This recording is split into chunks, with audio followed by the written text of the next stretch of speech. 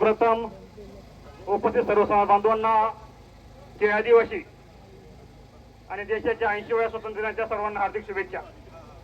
खऱ्या अर्थानं ना लोकसभा ना विधानसभा, सबसे बड़ी ग्रामसभा असं असताना देखील एका नामांकित व्यक्तीला या भागामध्ये प्रचार करण्याला परवानगी कशी भेटते? 5वी सूची 6वी सूची संविधानाने दिलेला अधिकार डावलून हे दंडार्गे लोकांना आज या भागामध्ये निसर्ग संपदा अतिशय चांगली असताना आपण आपला तालुका हा पर्यटन तालुका आहे। पर्यटन कोणत्या भागामध्ये आहे तर पश्चिम भागामध्ये आहे। हे सर्व असताना अशा प्रकारे होतात कधी कसे, ही खेदाची बाब आहे। खऱ्या अर्थानं लोकसभेला जो अधिकार नाही तो ग्रामसभेला अधिकार आहे, पेसा अधिकार आहे, पेसा ग्रामपंचायत आहे। म्हणजे सर्व कायदे कागदावरती आहेत का हा प्रश्न या ठिकाणी उपस्थित होतो। हे कायदे असताना जर तुम्ही ग्रामसभेला सरपंचाला विश्वास घेणार असाल, असे प्रकल्प आणणार असाल तर ह्या भागावरती हा अन्याय आहे। आता इथून पाठीमागे बघितलं असेल, धरणं झाली ही पश्चिम पट्ट्यात झाली, पाणी पूर्व पट्ट्याला गेलं, पाणी नगरपर्यंत गेलं। हे सर्व असताना देखील आता जो थोडीशी जमीन उरली असेल तो डोंगर दऱ्यामध्ये राहतो, त्या समाज बांधवांना तुम्ही आज विस्थापित करणार आहात, त्यांचं पुनर्वसन काय करणार आहात?